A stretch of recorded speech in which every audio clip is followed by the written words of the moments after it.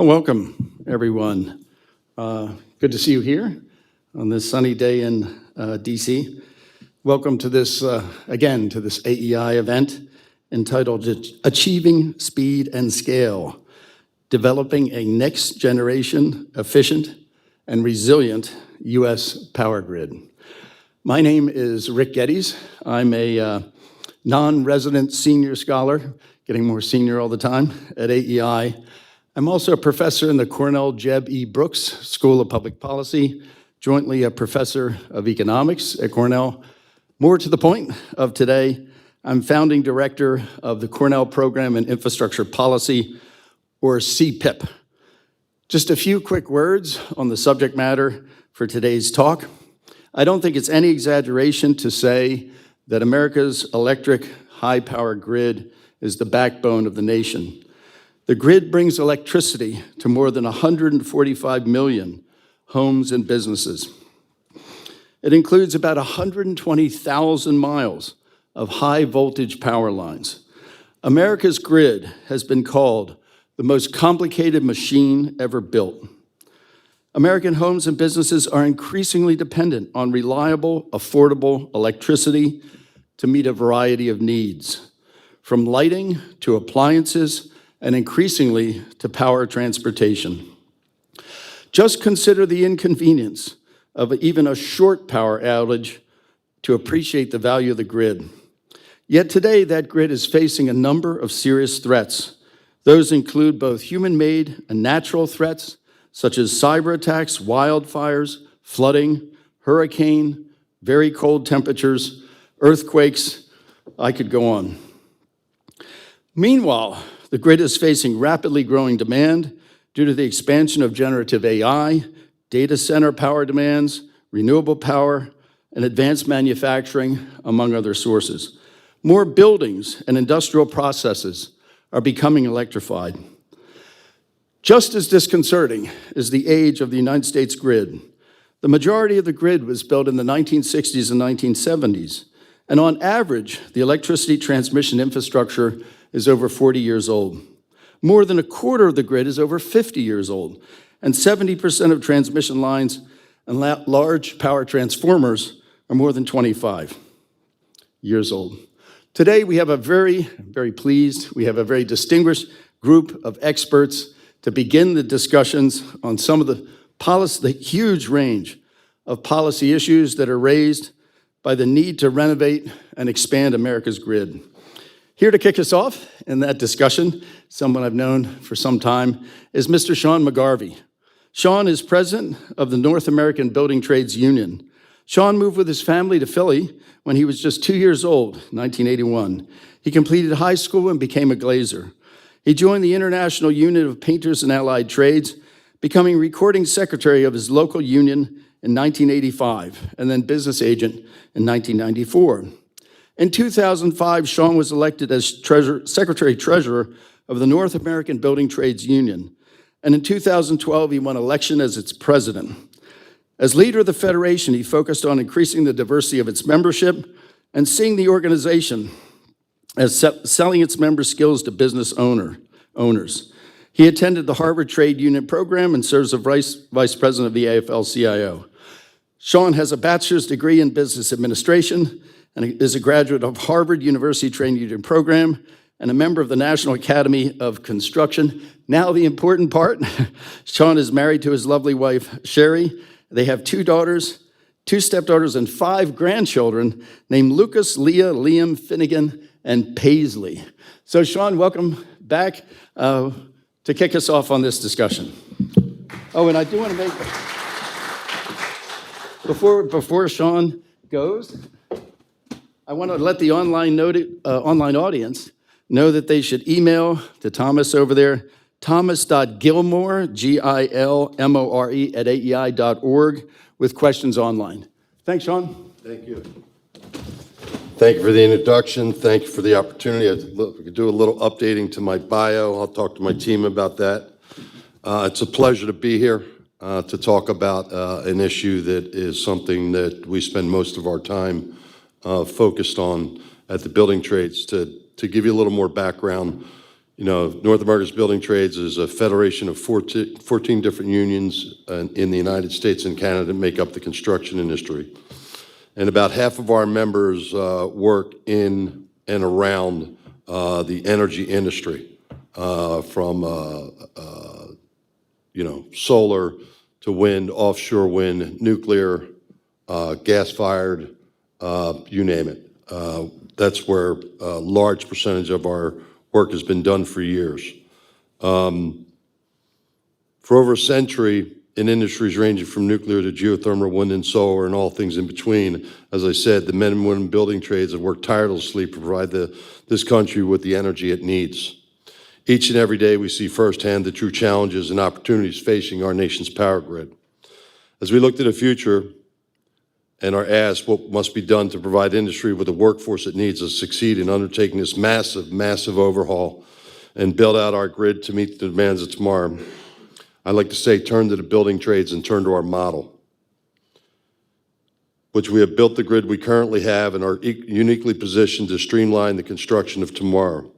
One of the most important things we do in the building trades is training of our members. We do the recruitment and the training to provide the professional skills that enable people not only to be proficient at their craft, but also to provide an entryway to their family, to the middle class.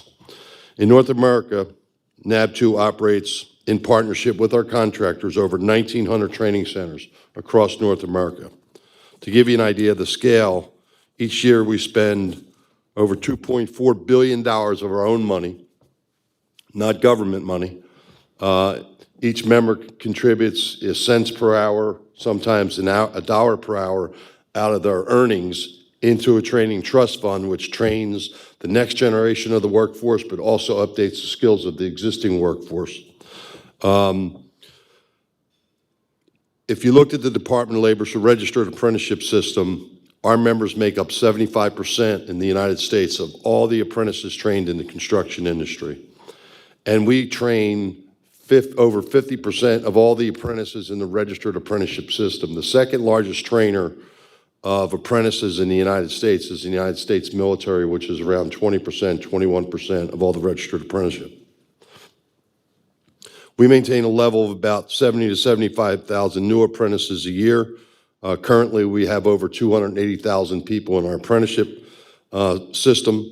If we were a K through 12 school district, we'd be the fifth largest school district in the United States. If we were a state university system, we'd be the third largest system in the United States after University of California and soon New York. 5 times the size of Ohio State. As I mentioned before, the only institution in the world that trains more people in hard skill sets than we do is the United States military. We also have a very, very robust, what we call apprenticeship readiness system.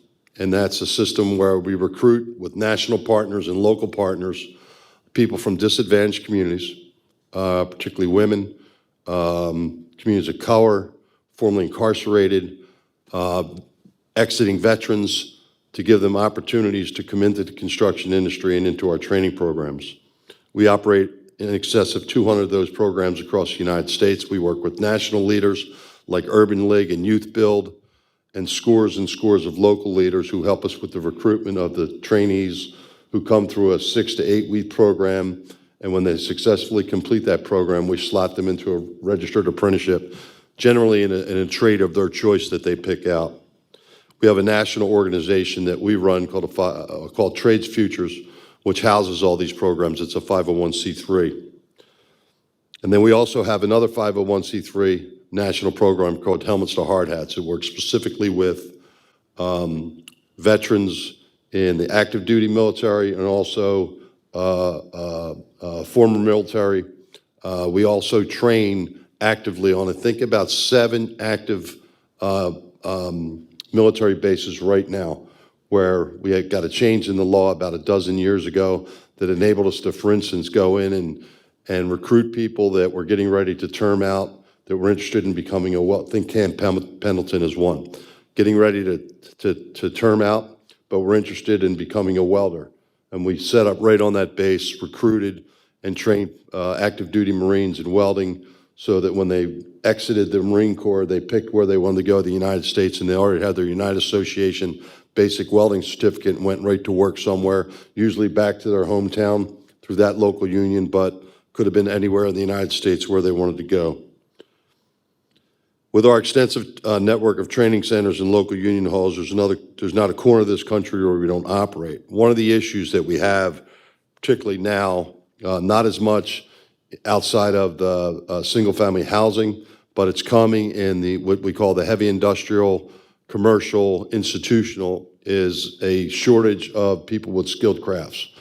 In our sectors, we do not do a lot of single-family housing. We do very little. As a matter of fact, that's the area of if you read in the paper, you hear somebody on a show talking about a shortage of people in construction, that's where the shortage exists today, but it's coming in other sectors. We operate hiring halls. So when you graduate from your apprenticeship, you become a journey person. You could be working for a contractor, get laid off from that contractor as the work ebbs and flows. You go back to the hiring hall. You wait at the hiring hall until a call comes in for more folks. And when you think about just data centers and the amount of power that data centers draw, well, you might need 1,000 electricians to build a data center. I believe there's less than 5 companies in the United States that have 1,000 electricians. So if you're going to build a data center and you don't get one of those 5 contractors, or they're not busy on other projects, where are you going to get 1,000 electricians? Well, you get them through us. We either provide them locally through that local that exists where the data center is going to be built, or the term journey worker comes from the fact that our members have been willing for 150 years to journey to where the work is. So we might bring people from an adjoining town to work on that project for a month or 3 months or 6 months or a year. So we have large capacity through our hiring halls to move people to where the projects are needed. And then also, as I mentioned, with apprenticeship readiness programs to recruit and train people from the communities where the infrastructure is going to be built. You know, currently we're building massive semiconductor plants in New York, in upstate New York and Idaho, a large lithium mine in the desert of Nevada to supercharge clean energy revolution. And we're working across the South with longtime partners like Tennessee Valley Authority and Southern Company. Countless things must be undertaken to update and expand our power grid, from deployment of grid-enhancing technologies to building new power lines to expanding clean energy sources, feeding the grid to extracting critical minerals to make all this happen. Here at NABTU, we recognize, as many do, that we cannot take on this Herculean task alone. Instead, we turn to our partners in the industry. NABTU is in the business of changing lives and building our workers. Building. Our workers do not feed their families if they're not able to aid in ensuring the economic viability of our developer and contractor partners. We're in the business of making sure people make money. If our contractors bid a project and aren't successful in making money on that project, well, the chances of them bidding the next project go down by, quite a bit. And the only way that our members can continue working is if their contractors are successful and the developer who hires that contractor is successful. So it's in our interest to do all that we can to make sure a project is successful and all the investors make money. For investors and developers looking to engage and build the power grid tomorrow, we recognize that speed and scale are critical to the economic viability and critical to meet their thresholds for investment. There's no question that President Biden's infrastructure law and the Infrastructure Reduction Act have made investments more viable. These laws and investments benefit businesses, Wall Street, and our economy. They also spurred a great deal of interest in working with the building trades. In most cases under the IRA, there's a 5 times multiplier when you pay prevailing wage for your tax credit program. Wage and utilization of registered apprenticeships. In the case of the latter, as I said, we compromised two-thirds of the construction apprenticeship model, and our local unions have been working with prevailing wage laws since their passage almost 100 years ago. But that said, we recognize that speed and scale of these projects will require far more certainty than just the substantial benefits the federal government offers. The volatility of construction industry has been its Achilles heel for as long as it has existed. To provide that certainty, I point you to a 20-year analysis by Independent Project Analysis, which found that productivity for union labor is 14% higher than non-union labor. Our labor reduces the total cost of projects by an average of 4% compared to non-union labor, and our union projects are 40% less likely to experience a shortage of skilled labor. These points amount to one clear statement. As we build the grid Certainty is the currency investors and developers rely on, and I'm here to tell you that certainty is brought to you by building trades labor. We're acutely aware that certainty of our workforce provides cannot be realized if projects are not permitted, particularly as it relates to the grid. Our members have advocated for decades for responsible overhauling of our permitting process. To give you one example, there's not a place in the United States where our members don't live. There isn't a place where there is a regulatory process that goes on, a town hall meeting, or something else in support or in opposition of a project where our members don't live. And when we're engaged in that project, it's helpful to the developer to have people who actually live in that zip code where it's going to be built, who have an opportunity to work on there, to go to that town hall meeting, to go to that meeting that's being set up to discuss the project and be in support of that meeting. Or in some cases, if we're not going to build it, be in opposition to that project. On a national scale, NAP2 continues to advocate for responsible reform on topics like FERC's jurisdiction of hydrogen pipelines, judicial reform, and expanded engagement with local workforces and 401 certifications. Ultimately, ladies and gentlemen, the opportunities for our grid in the coming years, thanks to in large part to President Biden's efforts, far outweigh the risk. Risks which the unions of the building trades have in some cases a century of experience in mitigating. We are ready, willing, and able to offer our services to building the next generation of resilient, reliable, secure electric grid, one that is founded with a focus on creating prosperity for all Americans. Thank you for the opportunity to speak to you this morning.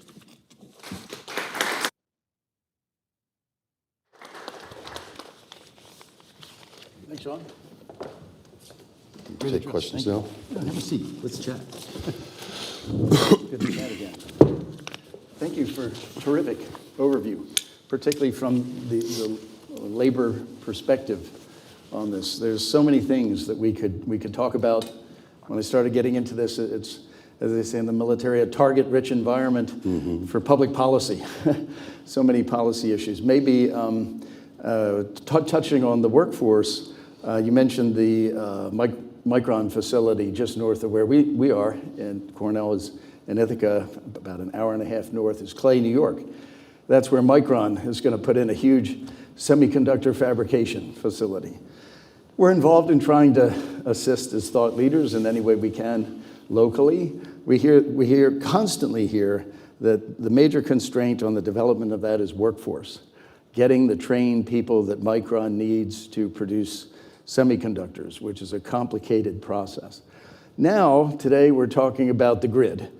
And another footnote, Sean was recently in a video, I guess, the opening of two not small reactors, but large reactors under Southern Company. And I remember reading about the specialized welds that are needed to produce a modern reactor, and the skills have been lost over time in the United States because we haven't had new reactors come online of that scale in a long time. And I'm wondering if you see any similar specialized labor issues in upgrading the grid, where the workers need training in specialized electrical skills, other skills, with smart wires and so forth, assuming we had the funding to expand the grid as we need. Well, that's always the case as we evolve, right? In the case of Southern Company, we were building modules that required remote stainless steel vertical video welding, okay? So we had to train our Boilermakers in those new processes, working with, the people who developed the technology, and we did it successfully. So there are scores of things that change in the industry. Every year, almost all of our crafts have what they call a train the trainer. It's usually a 2-week program. A lot of them are actually headquartered up at University of Michigan at Washtenaw Community College, where all the trainers gather. They meet with all the vendors, all the producers, all the new technologies, and they train the trainers on how to then take that new technology training back to the local training centers across the country and do the training. So with our training infrastructure, working with the providers, on these new technologies, we can train our trainers and then pass the training down and skill sets down in our training centers locally to meet that demand. That's something that we've done all the time, for decades as the technology evolves. There used to be a day when, my verbiage won't be understood, but things were stick-built, right? It took a lot longer.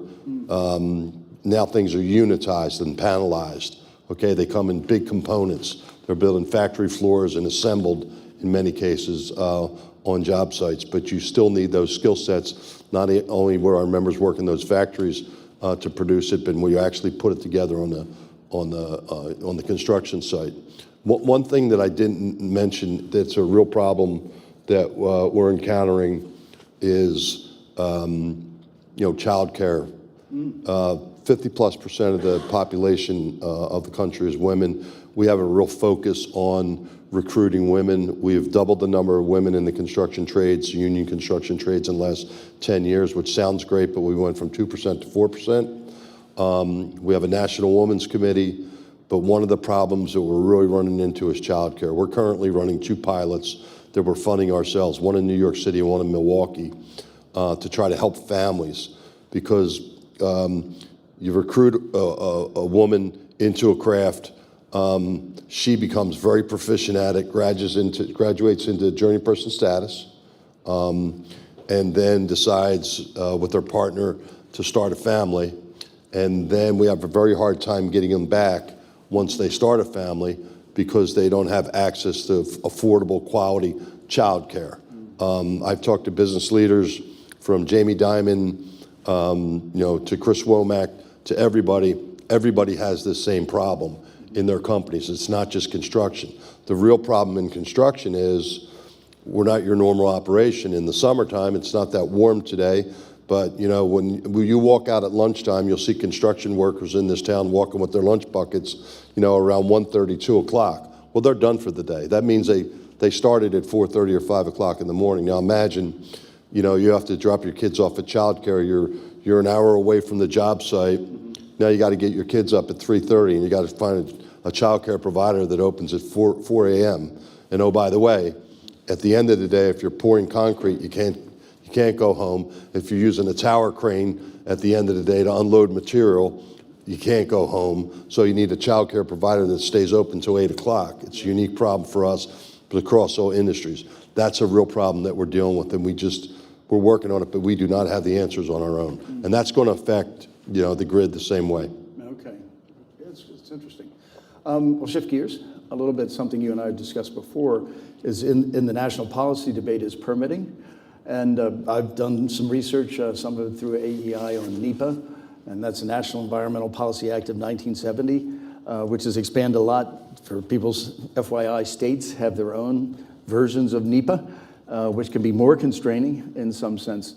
How do you see that, assuming again that we're able to get the wherewithal, the funding to expand the grid and improve it the way we need, renovate it, how do you see permitting playing into that? Because the knock on a lot of heavy civil infrastructure projects is they're delayed because of permitting. Well, we've made some progress. Okay. Not a lot. I go back to when Claire McCaskill and Bob Portman were working together probably almost 10 years ago. Got a small piece taken care of. The last administration was going to do major NEPA reform. That didn't happen. Right. We've got some reform done. We were, with this administration, we were hopeful with this Congress, we'd take the next step. It doesn't, we thought if we could get something done this year, it would be permitting reform. It doesn't look like we're going to get anything substantial out of that.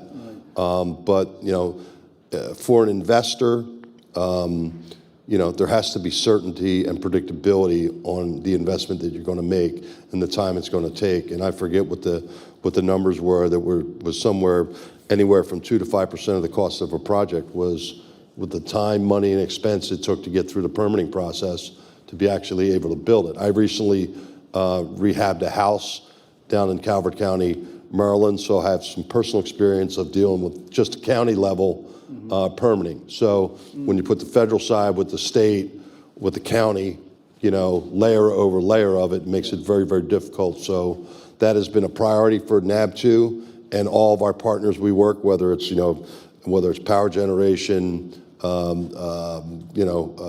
nuclear, you name it, is getting the permitting process streamlined, uniformed, still have the stringent environmental protections that it should have in it, but putting a time limit on it where there's certainty so that somebody knows they're going to make a capital investment. This is the time it's going to take till they get the answer, yes, they can, or no, they can, or they may need to make these adjustments. Yeah, that's interesting. I mean, there's this lead agency model that you're probably familiar with that might help streamline it. We hear a lot of stories from international companies that try to do business in the United States, and they're shocked by the layers of government that are involved with a big project, at almost any level. You touched on the question of investment. And so this, maybe after this, we'll go to some questions from the audience. So tee that up as well as the online audience. But you and I, when we had breakfast last time, you talked about the public-private partnerships and private capital.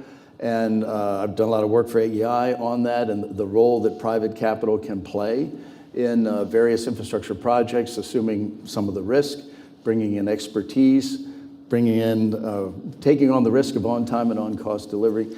How might you see that? And of course, you and I discussed project labor agreements under that rubric, which is great. How do you see that evolving under grid reconstruction? Like, would you see a big role for private partners, helping with this renovation? Again, I'm trying to get my own head around it, but any thoughts you have?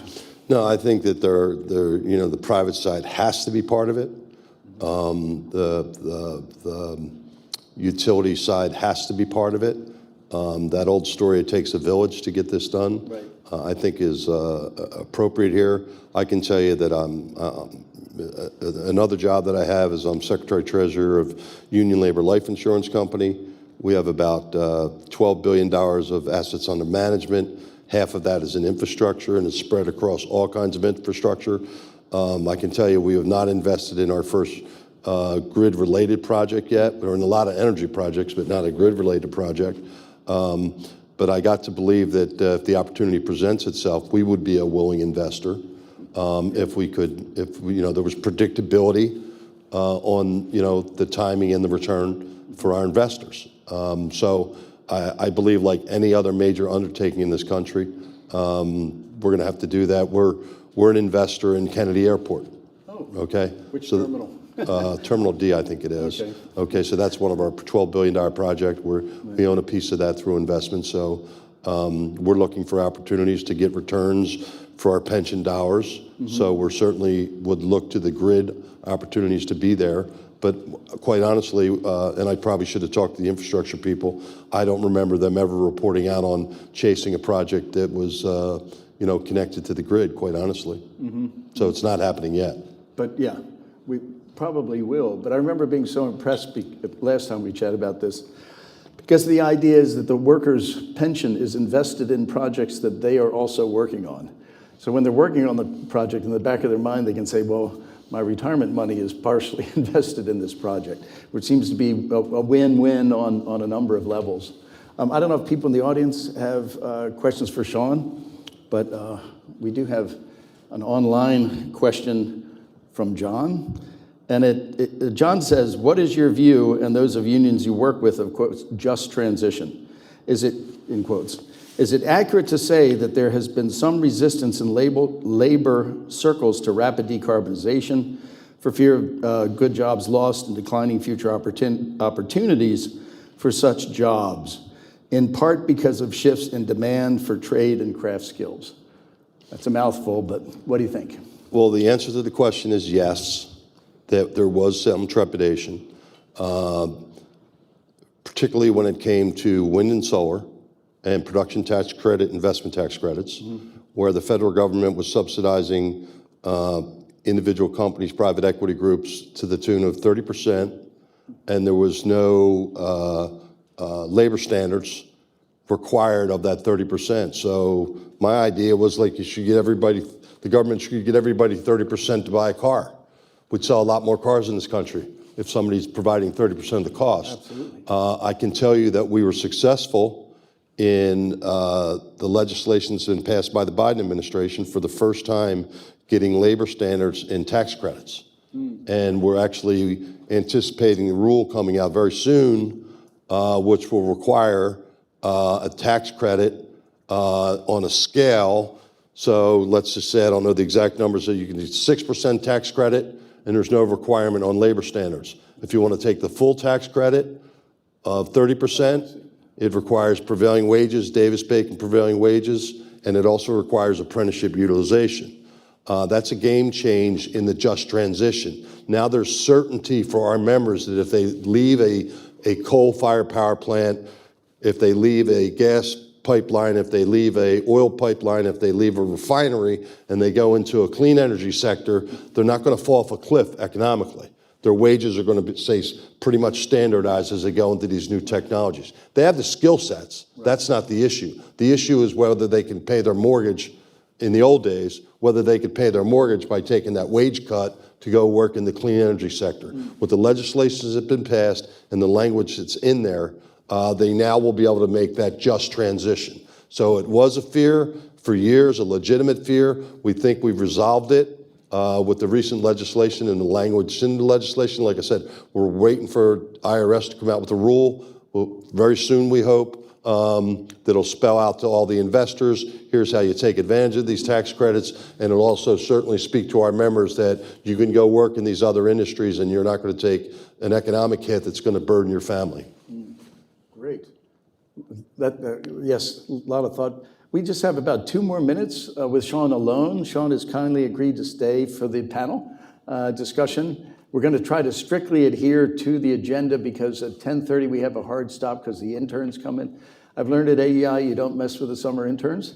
But we do have one question from a different John online. He says, on the subject of labor shortage concerns, how do you see recruitment for high-skilled workers in 10 to 20 years? How is industry preparing for potentially experiencing even more decreases in labor supply? I can only speak to the construction industry, so I can't speak to other industries. And the problem that we have is we're in an extremely competitive arena, okay? So when a construction project, a developer is going to build something, picks a construction manager, they put bids together and solicit bids from scores of subcontractors, so it's very competitive.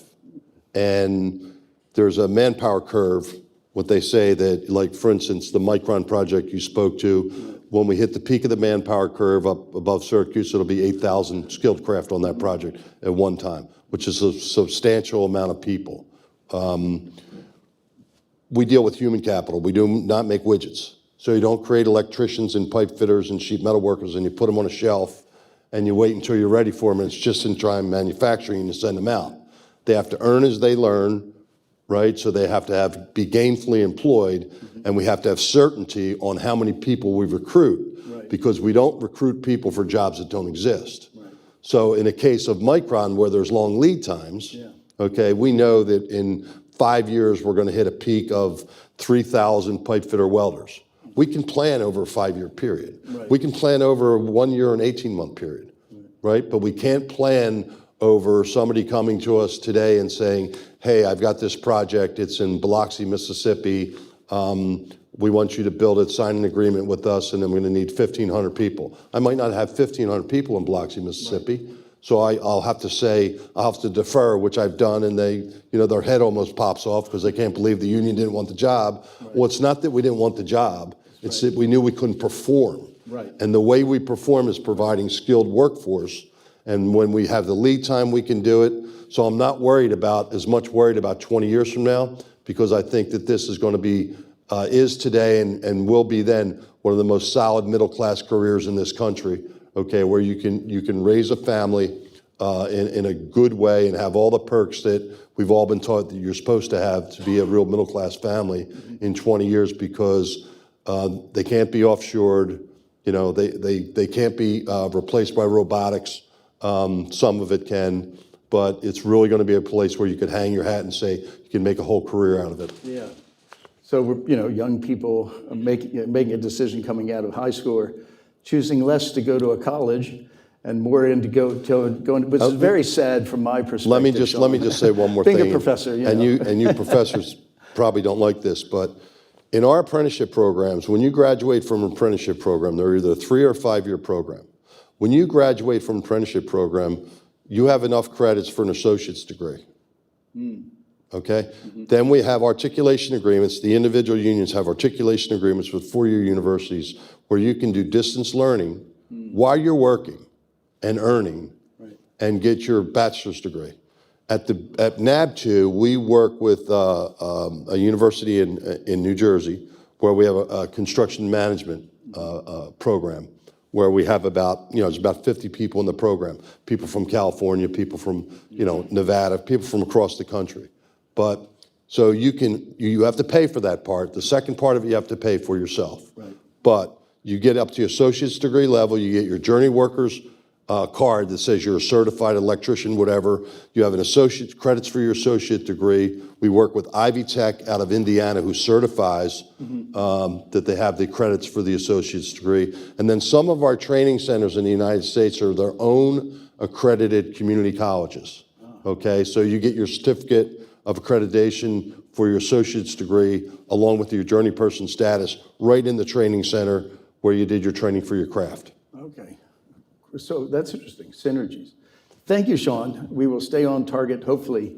Terrific discussion. I think we're going to try to quickly bring out the chairs for our 3 panelists who are here. If maybe you can scoot over a little bit, so will I.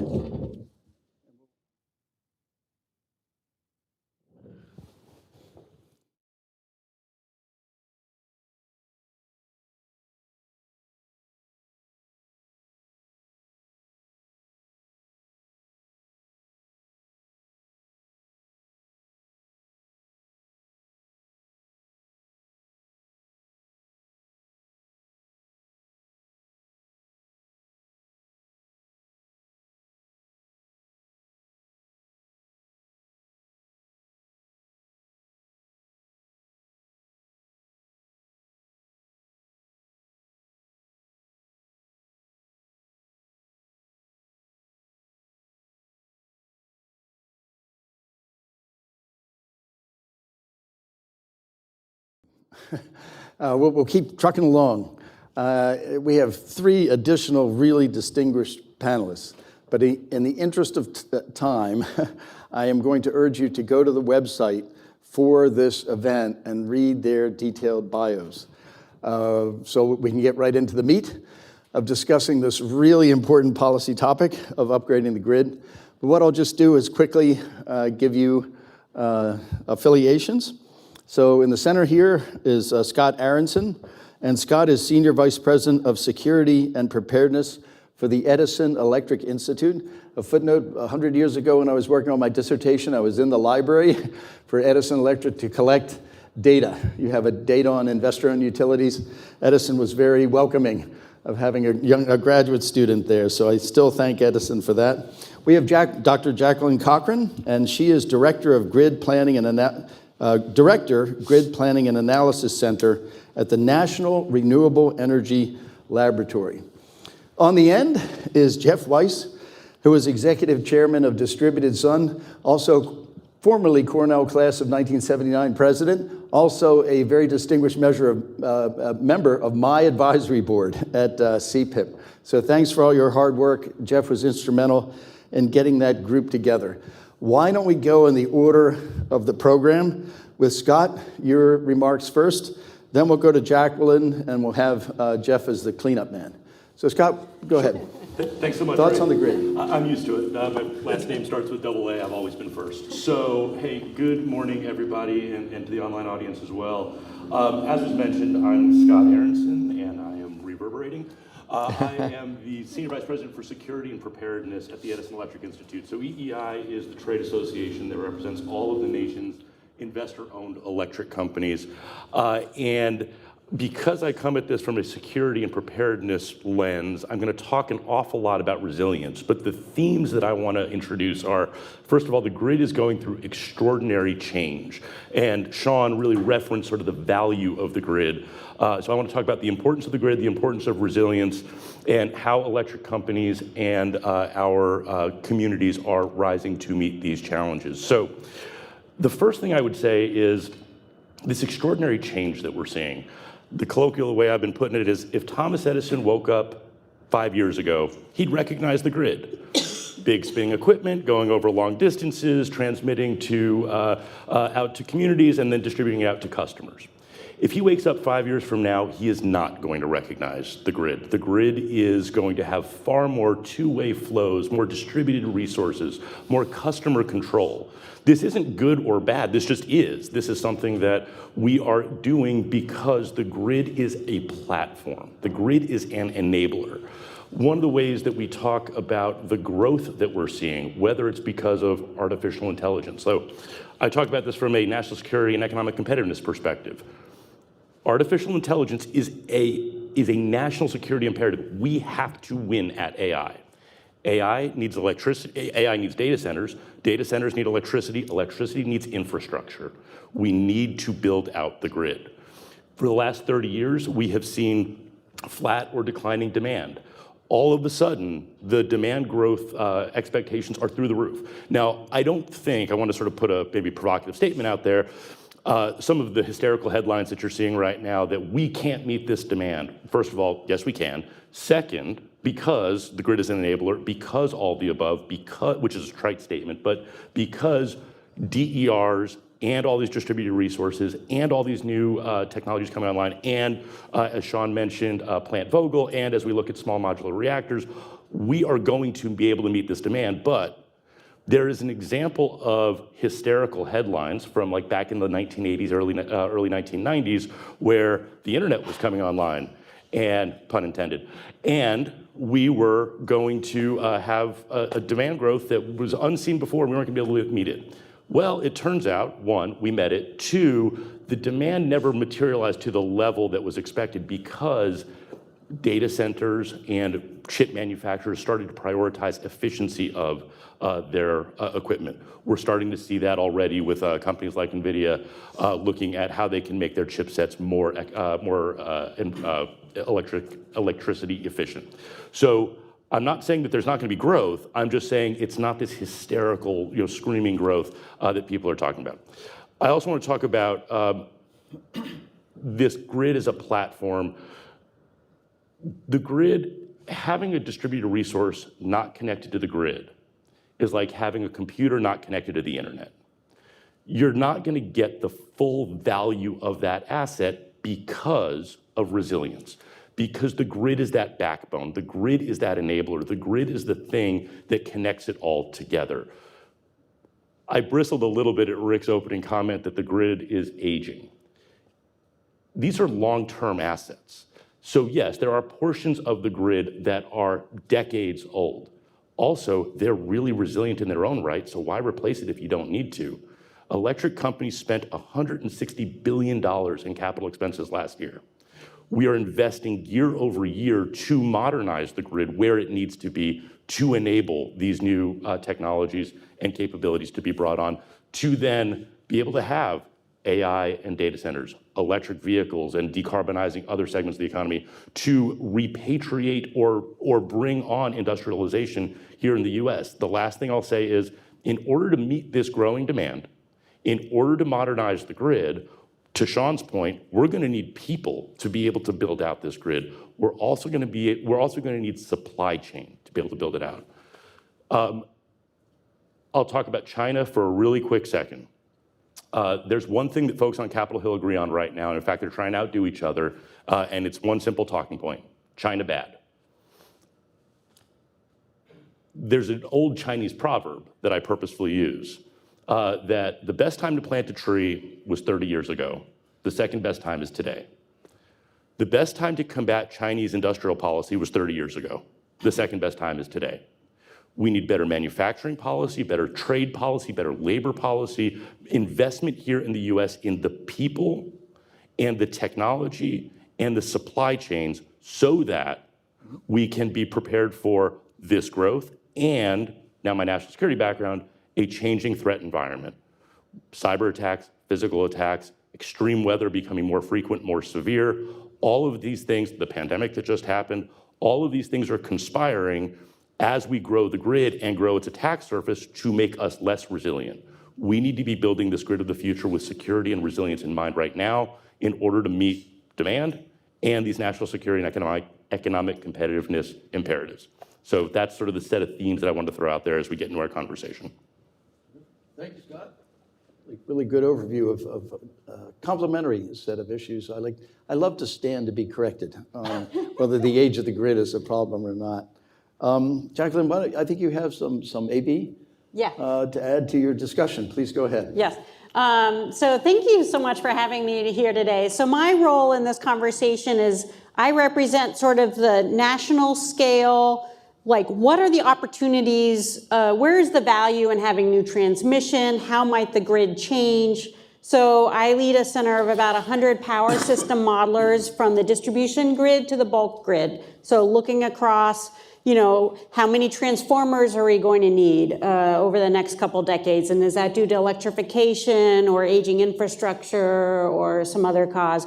But we also look at, you know, different like trajectories of how the bulk power grid might evolve and what is the generation mix that would help maintain reliability. So we look at the investment timescales to help answer some of the questions we've been hearing of like where do we need to be building and where are the no regret locations, and then how do we make sure all of that stays reliable, because reliability is paramount, you know, having it cost effective is paramount.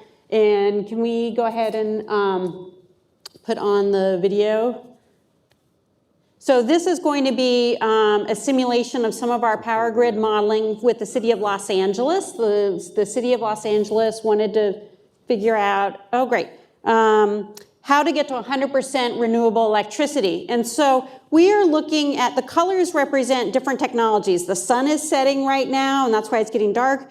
And so to meet, this is a June day in the future where it's 100% renewable electricity. And right now at nighttime, this is showing us what is the generation that's serving the city. So the blue that's coming in at the corner is wind. In the city, there is some pinks, that's storage.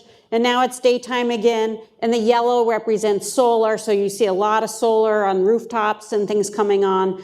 But transmission is critical in Los Angeles. So there's these huge transmission lines that go to the Pacific Northwest and into the Rocky Mountains, which you can see on that right side box. So that gives you that full western scale of where they're bringing generation from. And this is a June day, as I was saying, and this is an easy day to maintain reliability because there's a lot of wind, there's a lot of solar, they've got geothermal, they're bringing in nuclear from Arizona, and the transmission lines are fantastic because you're not just getting generation within one location, you're getting, I mean, you don't see where all the individual wind and solar plants are, you're just seeing the transmission nodes, but you're getting this nice smoothing effect that comes from so many locations.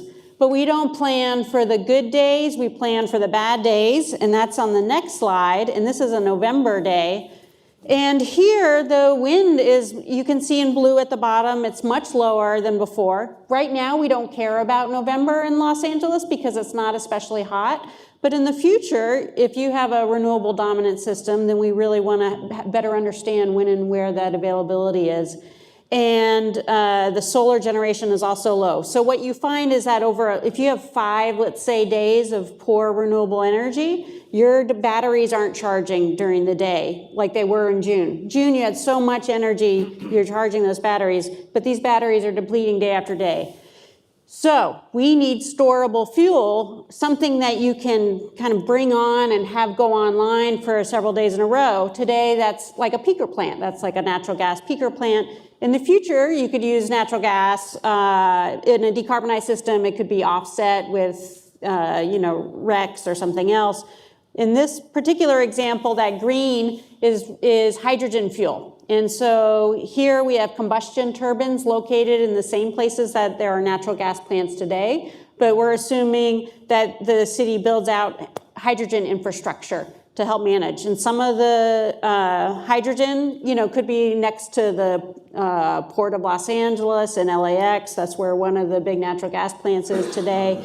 And that helps you manage multiple days of things going wrong. So one of the messages I want to leave with is, as we're thinking about the speed and scale question, there's a lot you can do just to make that June day work. And then we've got critical infrastructure on hand today to manage these poor events. So it's like we don't have to solve every problem simultaneously of how you would manage a decarbonized grid. But this is, underneath all of this is good sort of analysis of actual reliability questions that the utilities have. Thank you. Good graphic, very interesting. Jeff, why don't you go ahead and Sure. give us an overview. So is this on? So thanks very much. So I'm Jeff Weiss, and I'm executive chairman of two companies, of Distributed Sun and of True Current. So if the last little while has had different points of view, we have the point of view of the fact that to do everything we all need to do requires a lot of human beings. And the human beings need to be trained, ready, available, and in the right place at the right time.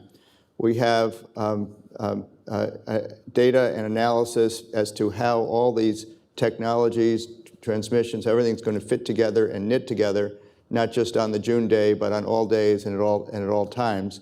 We have a perspective on policy and security and national security and to how to bring that to the fore. And the reason I'm batting cleanup is I'm in the deployment business. So at Distributed Sun and True Current, if they do a good job, right, which I hope they do and they are doing, right, Ethan and Josh, who are here with me, get to build a lot more plants, which is all a good thing, because in our scorecard at the end of the day, what matters is when we deploy things. When we build them, they get over the goal line and they're creating a new power, and when they're decarbonizing. So as we think broadly, this transition we're going in, it's not that the infrastructure is not all past its depreciation cycle, but it is older, and it's getting older every day. And in large organizations who have large balance sheets, they have a depreciation cycle, and there's a lifespan of an investment. And whether that's 1 year or 50 years, everything in the mix will be upgraded and changed over time, and there are ways to do it. Broadly speaking, the 20th century was the century of carbon, right? We had industrialization, which built all of our economies, sat on transportation, sat on electrification, and sat on industry, all of which created a lot and rested on a lot of power, which was low cost and generally is nearly 100% carbon intensive. The 21st century is the century of non-carbon. So carbon to non-carbon, and that's a transition we're going through. Obviously today, on June 13th, 2024, we still use a lot of carbon, so we're into the 21st century. But by the end of the 21st century, we will have achieved, and we're working hard and investing a lot to achieve non-carbon. So to do that, of course, as Sean understands, which is part of the reason he's here, this requires a vast quantity of labor, requires a vast quantity of trained labor. They'll be deployed in every corner of the country and the globe, and they need to be ready. This all rests on technologies. The phrase "all the above" is really important. The reason we've done a lot of solar and a lot of wind is because they work, they're financeable, they're very resilient, reasonably resilient, they're pretty low cost, and the reason we're not doing as many small modular reactors yet is because those words I just used don't yet apply to them. Are there a lot of people, including Bill Gates, who just made an announcement in Montana, spending a lot of time and making a lot, leaning into making this happen? Yes. Will that be a good thing when they become financeable and bankable and we can do many, many of them instead of the one pilot? Yes, that'll be fantastic.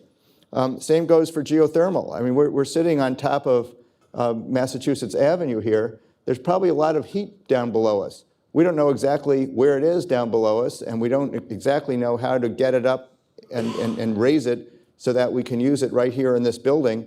But people are working on that, and universities like Cornell and others are doing that.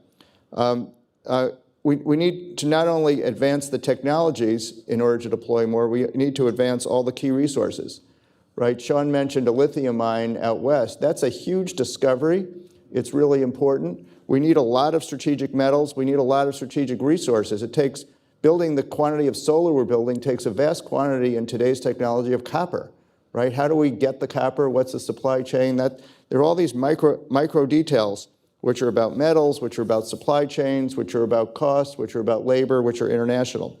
Project finance, right? So none of this happens, zero. Zero happens, I'm sorry to disappoint you guys, if someone isn't willing to pay for it, right? Because in the infrastructure business, and this is all the infrastructure business, you can't sell the electron or trade it until the underlying thing, whether it's a small modular nuke or a solar plant, until it's built. It has to be built and it has to be financed. And when folks in the deployment business start thinking about it, these things take a long time.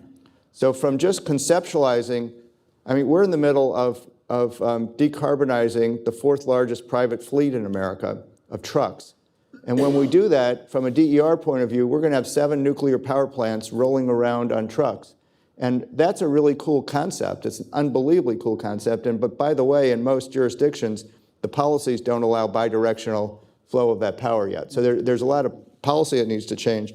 But when you start thinking about something, you say, oh, that's going to cost $100 million. Well, prove it, and how is that de-risked? And by the way, if over the 1 to 4 years from hello to doing it, if that number changes by 20, 25%, the project's not going to happen, right? So the things that happen in permitting, in interconnection, in supply chains, in costs, in product reliability, in labor cost, it's all a cost book. All of that is a cost book. But you have to reasonably know what it is when you start, and if it changes a lot, and years are amount of time that things can change, that's a problem. And the final thing I'll say, which is at the deployment levels, what are the business models? So one of the reasons that solar and wind got a big advance is because they were simple technologies. Another big part of the reason is they have a mark-to-market price, right? Can I get you into some solar this afternoon? Yes, as long as the price you charge me is the same or less than my avoided cost. And in most zip codes, people can go to the internet, it's a secret, I won't share that, and they can find out what the cost of power is. How much is it in cents per kilowatt hour? And there's some structures to it, but that's very knowable. So you can create a contract which is against that mark-to-market price. In almost every other technology and every other element of the energy transition, including transportation, we don't know yet what or there isn't a mark-to-market price avoided cost, and there's complexity. So in this idea of converting a fleet of trucks, right, from internal combustion engine to battery powered, the trucks are almost the least of it, the actual trucks with the wheels and that you drive around, because they can't work unless they can be powered, right? So buildings have to become the gas stations. And for buildings to become the gas stations, there's a huge interaction with the utilities because they have to both help with and modify the interconnection upgrades in facilities, and they have to supply electrons somehow to that facility. And by the way, the concept of data centers were mentioned, which is a vast engine of growth. The customers there really prefer and require renewable power, right? So they not only incrementally want electricity, they're now specifying, many of them, a kind of electricity, a source of electricity. So that's probably not as much a problem if you're saying, well, we have a grid that's at size 1.0. To do all of this, just to add electrifying transportation doubles the size of the grid. To add the industrial segment increases it. And then if you say that a lot of what's in the grid is near or at the end of its depreciation cycle, we have to at least triple the grid. So if you're saying here, back to the concept of is it 30 years ago or is today the best day? Today's the best day because if you're going to start a capital cycle, which we are, where we're going to triple our grid, and that's generation, transmission, and distribution, and make it large, reliable, and resilient. If you're tripling, you don't really care what the base is, right? Because the base, by the time you finish tripling, will itself be out of business. So you get to think about the new technologies, you get to think about the right way to do it.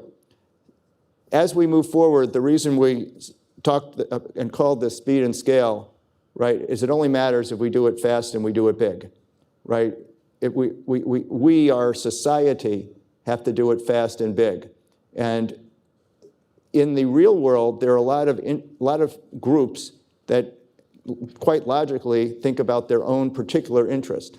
So a lot of the conversations that folks like us have is, how do we interact to make each of our interests advance and do it faster and larger?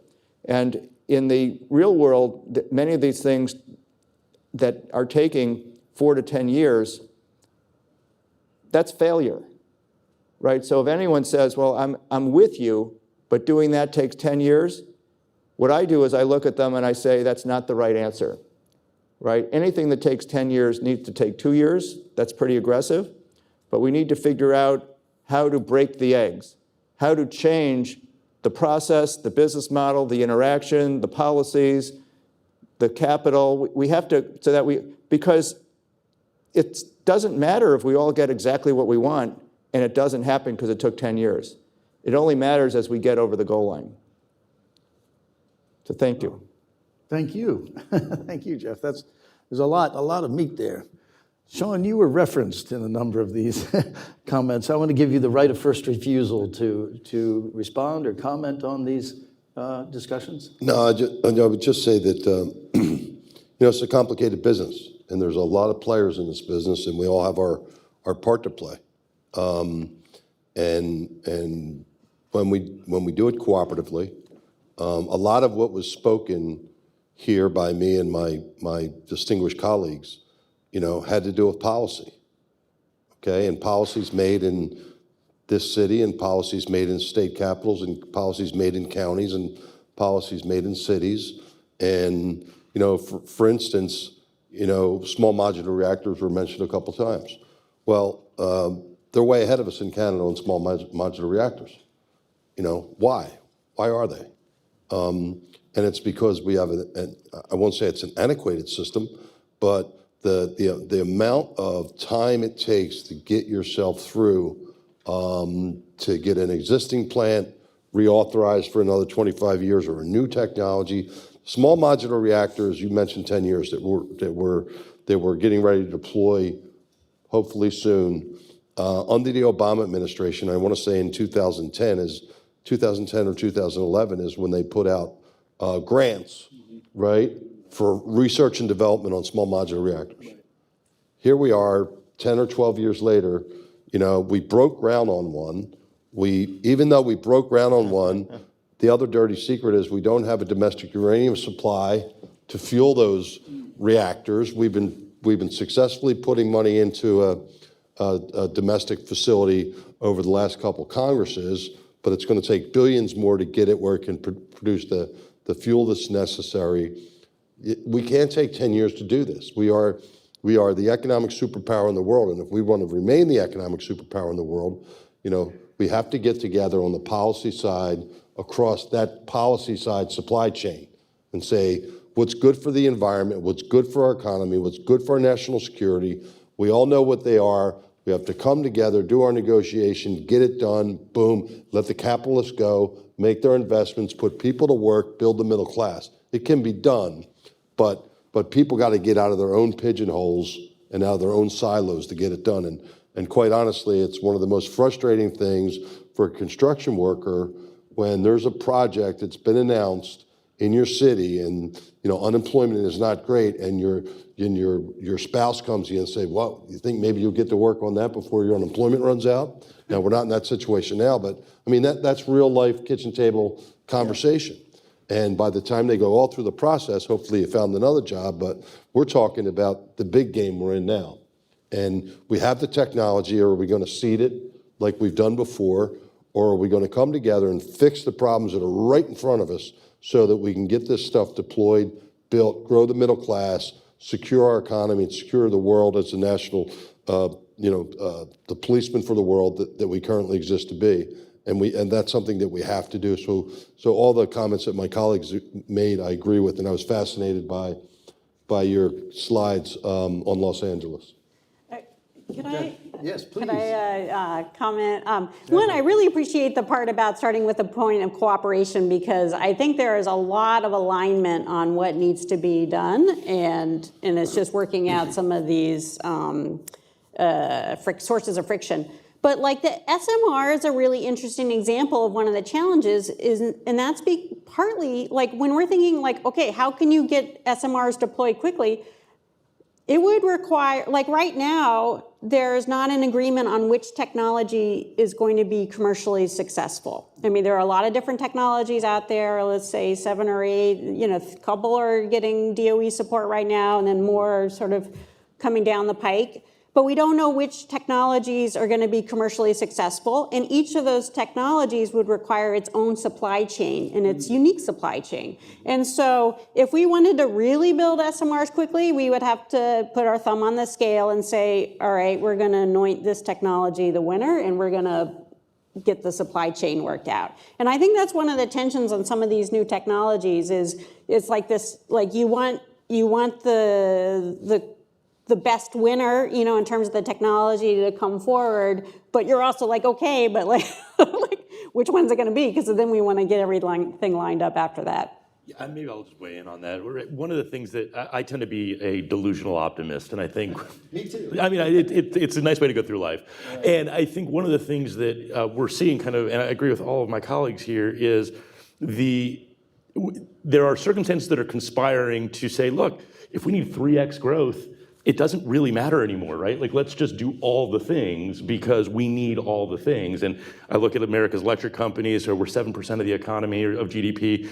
My boss likes to say we're the first 7% because nothing else works without us. And so if all of these other sectors need the electric grid, if all of these components, DERs, SMRs, all these other generation sources, all these other capabilities need the electric grid, if we need the electric grid to grow and we need workers to do that, labor, capitalists, policymakers, we're all kind of on the same page now. But maybe to the point of this, and I agree with Sean, this sort of state and federal, this transmission and distribution, this to Jacqueline's point, we're just looking for the perfect, and it's the enemy of the good. We just need to start to do things. And maybe oddly, AI, which wasn't really even in the vernacular 24 months ago, but has been in the last 18 months, if that's the catalyst that makes people realize that national security imperative, that economic competitiveness imperative, that need to grow faster than we've ever been comfortable growing, how are we going to do that? I think those sorts of things sort of contribute to my delusional optimism and let me think we can get through some of these stovepipe, self-interested, jurisdictional policy issues and start to drive toward things that actually allow us to grow the grid. So one thing that we experience, because one of the things we do is we work with very large companies and organizations to help them plan their energy transition, right? So there are a lot of people who put out press releases and say, here are my SBTI goals, or I want to be low carbon or whatever, and then you have to go back to the office and say, how are you going to do it? And then people look at one another and say, well, I don't know how to do it. Right, so it's good to have. So what we do is we help them with that transition. We give them the plan first. And the thing about the plan is, when you start looking at the overview, it's not that hard to say that 10 years from now, or some long amount of time from now, with $2 billion invested, we'll get to the end product. But the real question is, you can't get all of that done in the next year, right? Because it's dependent on supply chains. It's dependent on whether projects pencil, which are also dependent on policy and interaction. So it actually ends up that at the more detailed end, there's a logic to how you get started. And sometimes projects are disruptive to the organization, right? Just having things being built somewhere. So you want to figure out, if you have this many places to go, what are the 5 to get started at, and do a really good job at the 5, and then move on to the 25, and then move on to the 125. And there's a logic to that too. And just, if you don't get started, you'll never get to the goal. Jeff, I do kind of have, Jeff might relate to this story. I do have to tell this story. Maybe the lesson is about American short-sightedness. With all due respect, Cornell used to have a nuclear reactor on campus. We used to have a Department of Nuclear Engineering.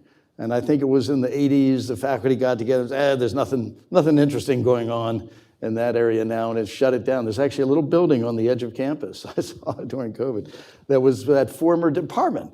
So, you know, if that had been continued, we may be in a different place today, to Scott's point, 30 years ago, in terms of our understanding of nuclear power. But anyway, just a kind of, I think this is consistent. Sean, did you want to? No, I just wanted to say, just the added comment to what we were all just talking about is leadership. This takes leadership. This takes bold leadership. This takes risk. And I can tell you that, you know, we just threw the switch on those 2 nuclear power plants. Well, there was real risk that CEO's career was going to be ruined. Absolutely. Okay, over that decision and all the problems that came with it.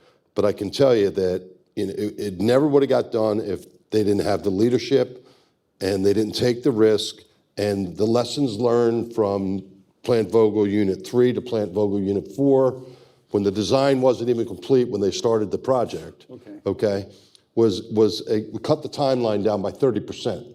Okay, so we brought the cost down at least on the labor by 30%. Speaking to picking a technology and say, that's going to be the technology and let's go. Putting your thumb on the scale and put a winner. It takes leadership. And there's all kinds of ways to be creative and be entrepreneurial in this country. But we're talking about big issues here that require leadership. Yeah, great. So much to talk about. I want to go to Scott with, you brought up cybersecurity. And I don't think I've ever seen a FBI director being more explicit about the cyber risks associated with infrastructure. So I've become kind of a talking head in the media, and I get questions. So FBI Director Wray, so everybody knows, going to Congress, saying the lights are flashing red. He's giving speeches at universities, talking about the risks. Infrastructure is a big piece, not the only piece, but a big piece of that. The question is, what can we do? And we're talking about the grid. Yeah. Grid is a target, right? And I think I understand cyber threats are occurring almost all the time, and they're coming from different places, the globe is connected. But I get the question, this is a selfish question, how do we address that? How can we make the grid that we're all talking about tripling, Jeff is talking about tripling, more resilient to cyber threats? So I appreciate that question. We get it a lot. Maybe for audience's purposes, it's not the movie script scenario, right? I don't know if anybody's seen Die Hard 4, I don't recommend it, but it's one where this one particular threat actor has like perfect knowledge of a computer system that runs all the nation's critical infrastructure. 1, that computer doesn't exist. 2, nobody has that knowledge. 3, the grid has sort of the benefit of biodiversity. And so you attack one component, you've attacked one component. Now that said, I agree with the FBI director, and since 2019, the Director of National Intelligence has put out the Worldwide Threat Assessment that's unclassified, and in it is said near-peer nation states are looking to hold U.S. critical infrastructure at risk at a time of their choosing. And what time that might be, again, it might be because they want to keep us out of a conflict, it might be to send a message, it might be to sow fear, uncertainty, and doubt here at home, all sorts of different reasons. That is why we as a sector have taken taken cybersecurity extremely seriously for decades now. But in the last 15 years or so, you've seen this real ramp up of a focus not just on defending our infrastructure, that's kind of left of boom, where you prepare, protect, detect, defend, but also acknowledging that we're going to have to be able to respond and recover. You cannot protect everything from everything all of the time, period. Anybody who tells you they can is lying or trying to sell something. So we want to stop the bad thing from happening, but if the bad thing happens, again, cyber, but also physical, we've had an uptick in folks shooting at substations. We have an uptick in extreme weather. It doesn't really matter if it's an act of war or an act of God. There are impacts to infrastructure. We need resilience, the ability to respond, the ability to share equipment and material, the ability to not let the bad days become catastrophic. So to this discussion about the grid of the future and the fact that it is changing, I said earlier, the attack surface is changing. We are going to have a more decentralized grid. there are going to be more consumer-grade devices out on the grid edge with more customer control and with less security to them. And so this again goes back to the notion of the grid being a platform. Critical infrastructure operators have a certain responsibility to be reliable and resilient that maybe these consumer-grade devices do not. Look, Silicon Valley has a word for their phones. They call them the minimum viable product or the least shippable device. You don't want MVP or LSD. You don't want either of those sorts of concepts having responsibility for the most critical infrastructure that every other sector relies on. So this goes to why America's electric companies are particularly important to the clean energy and secure, resilient future, but also kind of put out there my delusional optimism. Yes, we are a target. Yes, we know that. And no, we are not just a few keystrokes away from months-long blackout, but we need to remain vigilant because I promise you the adversary is escalating their capabilities as well. Thank you. I invite, again, we only have a few minutes left. We have to adhere to our time schedule. I invite people in the audience to ask questions, also those online. Otherwise, I'll keep going. So as a good Chicago-trained economist, I teach my students there ain't no such thing as a free lunch. And that's basically true, but there are things in life that come close. One, I think, is diversification in investments. The other one is technological change, right? Technological progress. And one thing I think we haven't touched on enough is what's going on in technology in this sector. One, Jeff, you and I have talked about a bit, is battery storage. So when you get into renewables, to Jacqueline's point, you see these peaks with wind and solar. That implies that's not the demand peak. You want to store the power. And I think there's advances. There's a Nobel Prize given for a guy at University of Binghamton right down the road from us, and improvements in battery technology. And I wonder if anybody on the panel would comment about that. Then the other one would be smart wires and innovations in just how we do the grid, right? And that is important because it affects cost, right? If you can get more performance at lower cost or for the same cost, you get more throughput, that is a benefit. And I don't know, anybody want to take those? Jeff, you want to talk about the batteries? I'll start only because my comments are conceptual and others have more specifics. So the grid, which is wonderful and we rely on, operates at 40% capacity utilization. It's set up to, that's a horrible number from an industrial point of view, but it's set up to be that because of the nature of the 365-day year and the hours of the day. So the peak use is not every moment of every day. It's episodic based on those factors. So it's at 40% overall because there are certain moments and certain times when it needs to spike. So then the technology is set up around, well, how do you do that? So in the old days, and to some extent today, there's still in jurisdictions what are called peaker plants, which are little plants that people spend money on that never get turned on except in an extreme situation. So in your question about batteries, as batteries become larger, more reliable, and less expensive, and they will make the grid, they are a key ingredient to making the big grid more resilient, and they will substitute for peaker plants. So storage writ large at a large scale has come down in cost by 90% in the last number of years. It has to come down a lot more, but because it's come down 90% already, we're now getting in many markets in the range where it's workable. So there isn't a solar thing that gets installed without a battery attached to it some way, but some of that is also then a function of regulation because if in the places on the grid where there's just a one-size-fits-all cost of power, as opposed to time of day and time of use and demand-based and supply. So there are tariffs for electricity that have nuance to them, and it's the nuance that makes things like storage both financeable and very helpful to the health of the grid. I'll jump in. Real quickly, I'll say I love some of these things like dynamic line rating, reconductoring, leveraging the grid that currently exists, to all the points that Jeff just made, to be able to get more capacity out of it. And look, given the absurd times of siting and permitting any new big infrastructure projects, let's leverage what's already out there and get more out of it. I just think that's a no-brainer.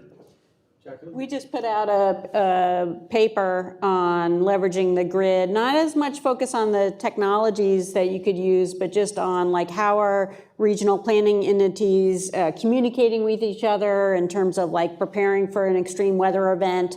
Is there a more consistent way you can communicate what sort of transfer capacity you have between regions? There's definitely a lot of like the no regrets kind of activities that the free lunch maybe is. That sort of sparked for me one other idea. So California last August, it's a 55 gigawatt system, and they had 60 gigawatts of demand. And they actually kept the lights on. Now, that's playing with fire. I don't like that during a heat wave, but it shows the capacity of things like demand response and curtailing C&I customers and things like that. Again, not an ideal approach, but definitely, again, leveraging capabilities of the grid, both from a smart customer control perspective and also from all right, how much demand versus how much supply do we have, and how do we make those numbers work together?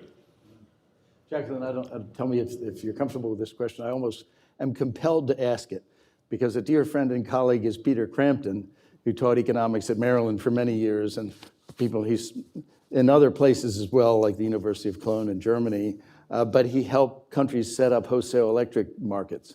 And you probably know some of that. And Peter, I've been in email contact with him, so if people don't know, wholesale market electricity is priced in real time, down to, I don't know, every several seconds, you may know.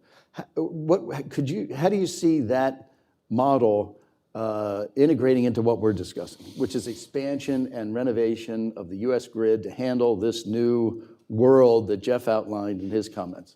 That's the economic question. Yeah. Peter may be online, so.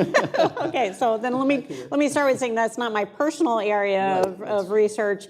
But when we think about, wholesale electric markets are really good for communicating costs and getting the least cost dispatch and having price signals that are available publicly. You know where your transmission constraints are because that'll increase the price in that location at a particular time. So there's a lot of value to that when you have a lot more generation that has no fuel prices. That's where people are thinking, okay, you're going to have periods where there's very low costs, but then you're going to have these spikes when you have constraints on the system. And back to the comment on, when are the peaks? In this California situation, we're going to have peaks there. California, we have electricity prices go up on the mornings, and then they go up again in the evenings. And so it does create a nice incentive.